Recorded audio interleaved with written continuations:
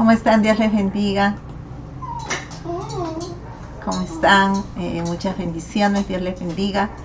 Estamos reanudando nuevamente todo lo que son las clases sobre este importantísimo tema de maldiciones y bendiciones. Estamos en el cuarto ciclo de la Escuela Apostólica y Profética del Santuario y hemos tenido un tiempo de receso por causa de una boda de mi hija, la menor, y estamos muy contentos de poder nuevamente estar con ustedes y reiniciar nuevamente o seguir con todas estas enseñanzas. Gracias a todos aquellos que se están añadiendo a la página, que están siguiendo las enseñanzas. Es para nosotros grato poder, como les decía, continuar con toda esta serie de enseñanzas, y en esta oportunidad vamos a estar tratando el tema de conversaciones engendradas en el alma. Es un tema importante que muchas veces no lo hemos tomado en cuenta en cuanto a lo que podría acarrear una puerta abierta en nuestra vida, una maldición por causa de estas acciones. Así que sin más, vamos a este tema. Sí, estamos, como les decía, con el tema la conversación engendrada en el alma. En nuestra enseñanza a la iglesia nos preocupamos por el más fidedigno entendimiento de las Escrituras. Por lo tanto, enseñamos que en el Antiguo Testamento, así como en el Nuevo Testamento, Dios se refiere al hombre como un ser integral, no está dividido en partes constitutivas, ¿no? Porque la división que normalmente se hace es espíritu, alma y cuerpo, ¿no? Del hombre, así como se entiende, pero este es un entendimiento de la filosofía griega, del entendimiento griego, sobre lo cual está basado el pensamiento de Occidente y en lo cual también se ha basado la teología sistemática, ¿no? Esto lógicamente afecta también las enseñanzas que nosotros como cristianos hemos recibido en los últimos siglos, y lo vamos a analizar más adelante, ¿no? En la lección de hoy hablaremos sobre las conversaciones engendradas en el alma. La palabra que es muy usada en la teología sistemática de Occidente, ¿no? Que es un esfuerzo por explicar la mecánica del hombre carnal. Nos puede ser útil para entender que no hay que murmurar. Vamos a comenzar entonces este interesante tema.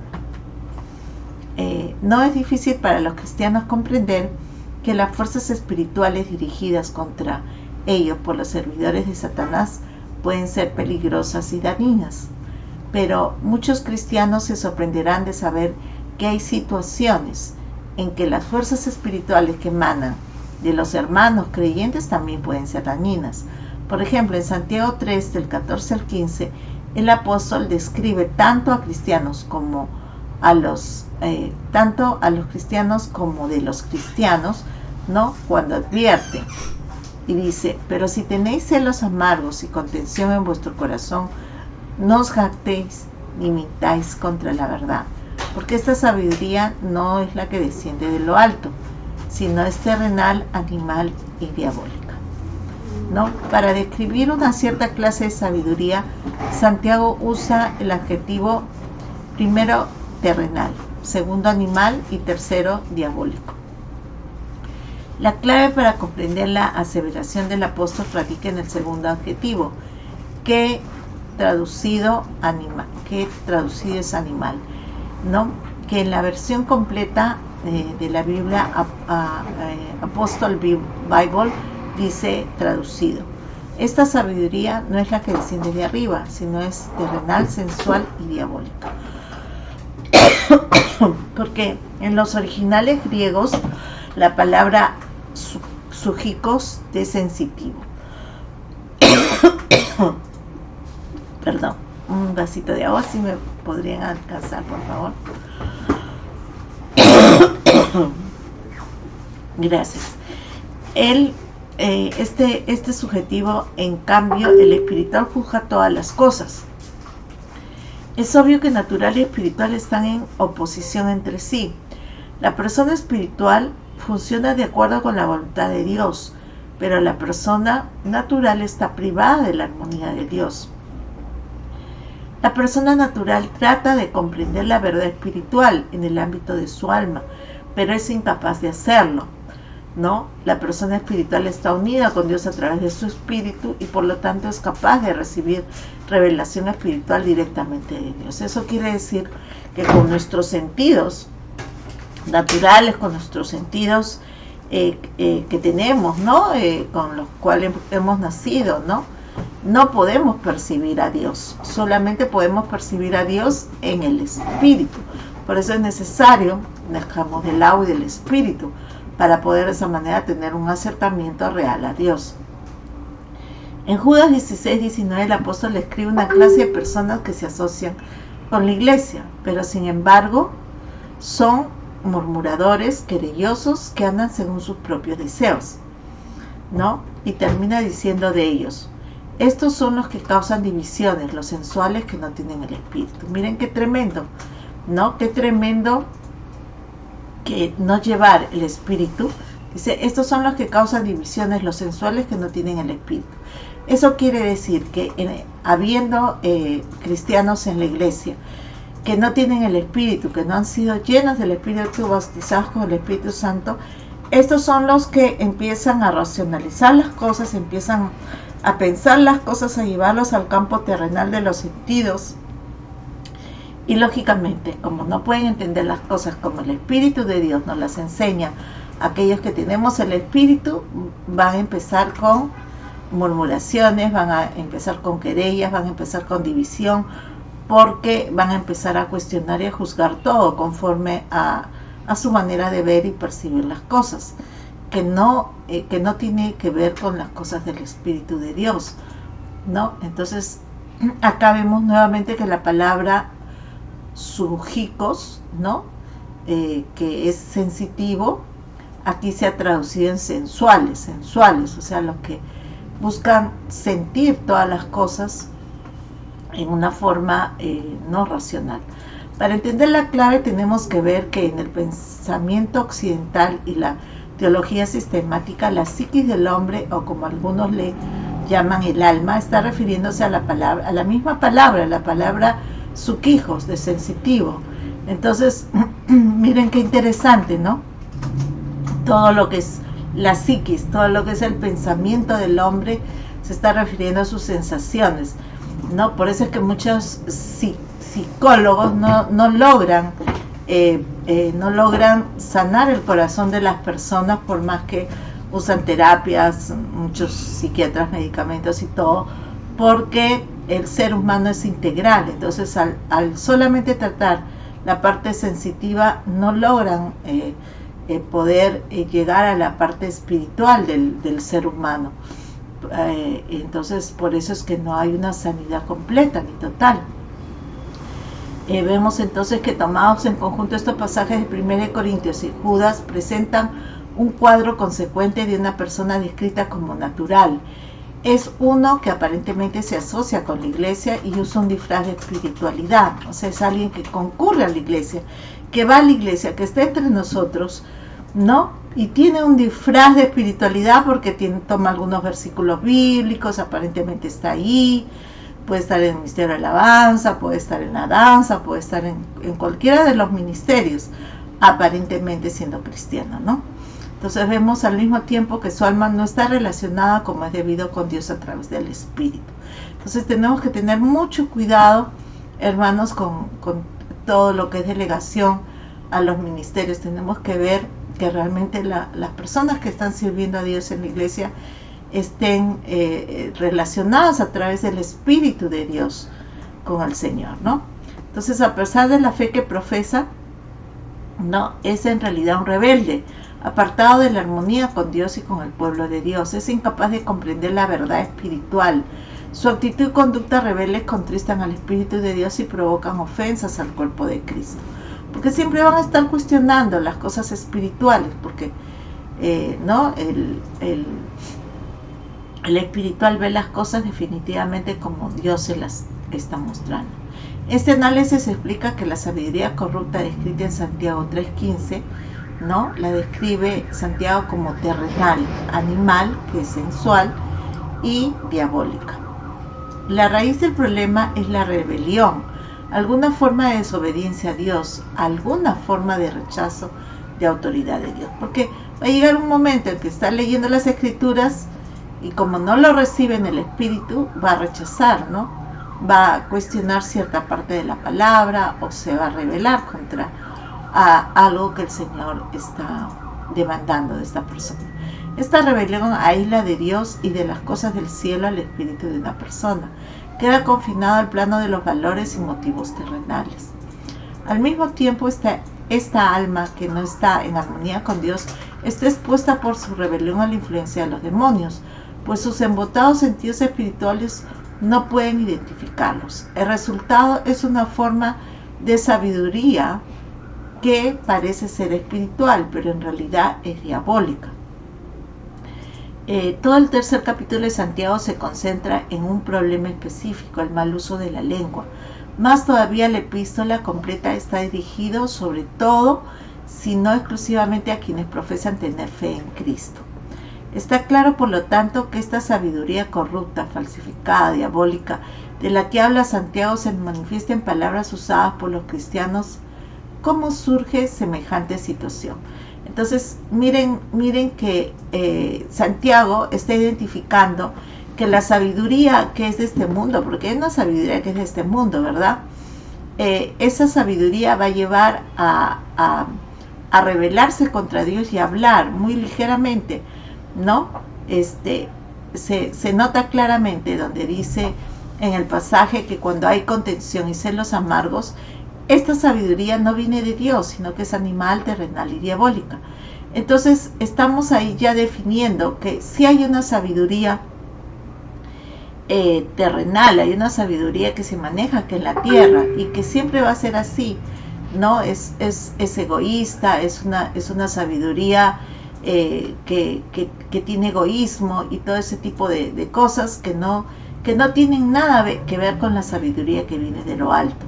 Por eso es que se contrapone y por eso que se provocan las fricciones y las divisiones entre los hermanos. Seguimos. Hay dos campos principales en los que con frecuencia los cristianos son culpables de esta falta a causa de las palabras que pronuncian. El primer campo es la forma en que los cristianos hablan entre ellos.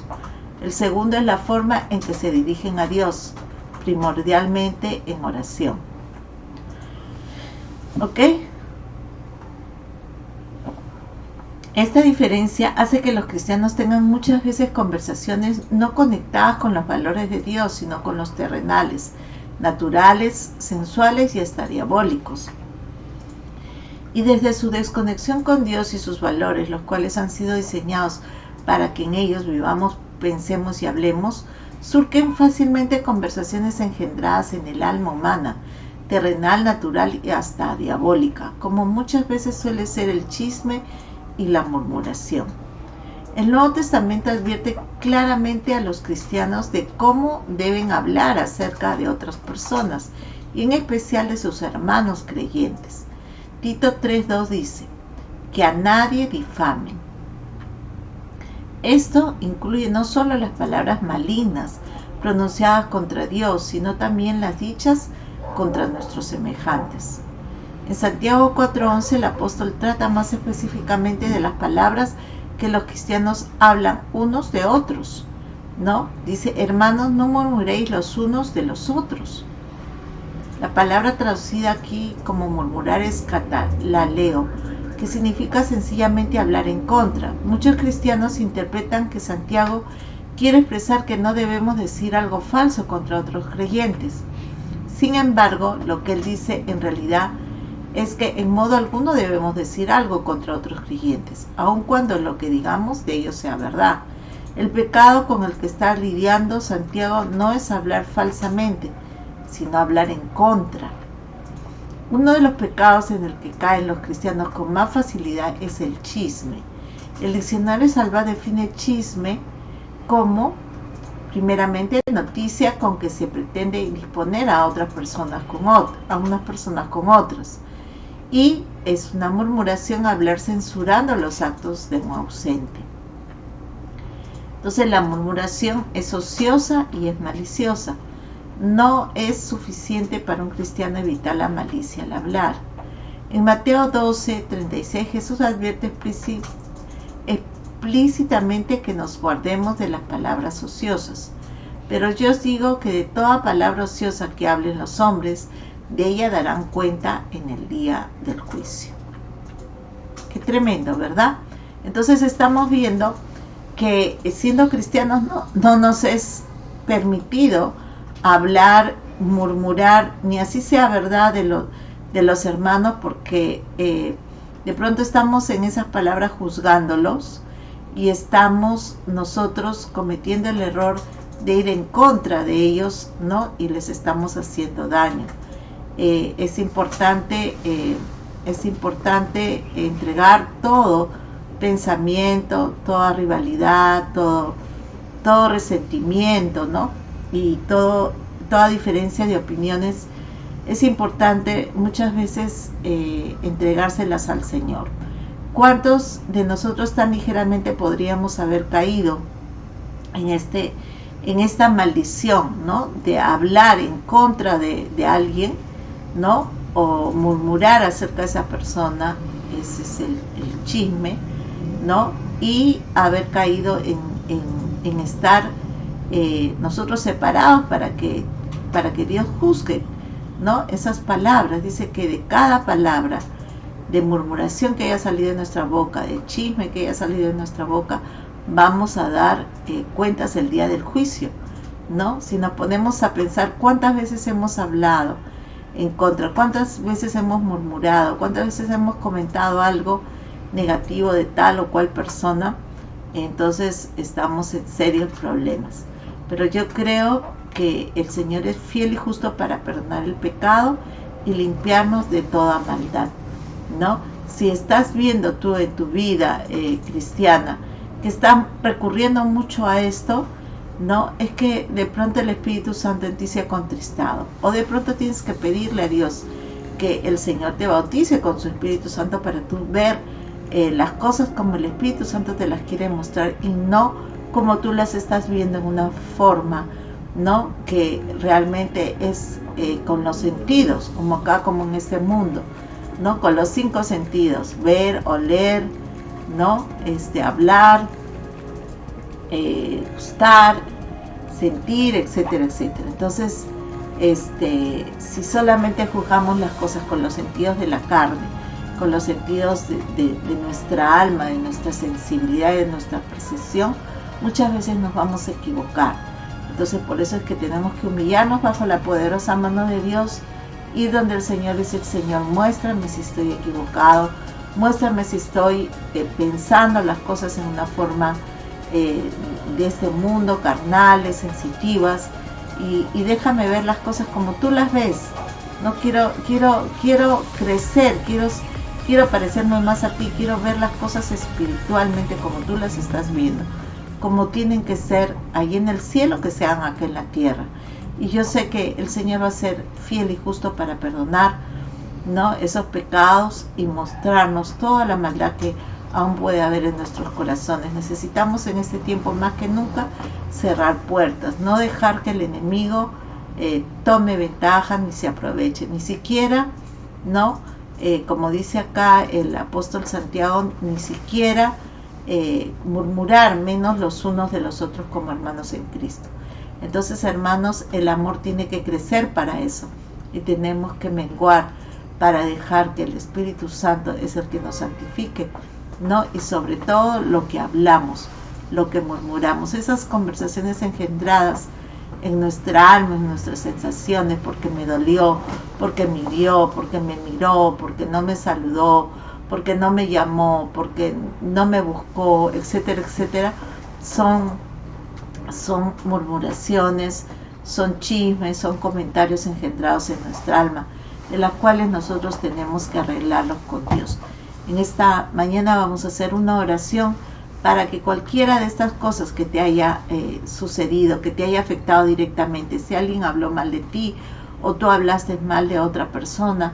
Eso se puede dar, ¿verdad?, fácilmente si es que no tenemos temor de que cada una de nuestras palabras, como dice acá Santiago, vamos a tener que dar cuentas al Señor por toda palabra ociosa que haya salido de nuestra boca. Así que vamos a hacer una oración para cerrar estas puertas, para que ninguna de estas maldiciones ni salgan de nosotros, ni tampoco nos afecten, ¿verdad?, en nuestra vida en el Señor. Vamos a hacer una oración.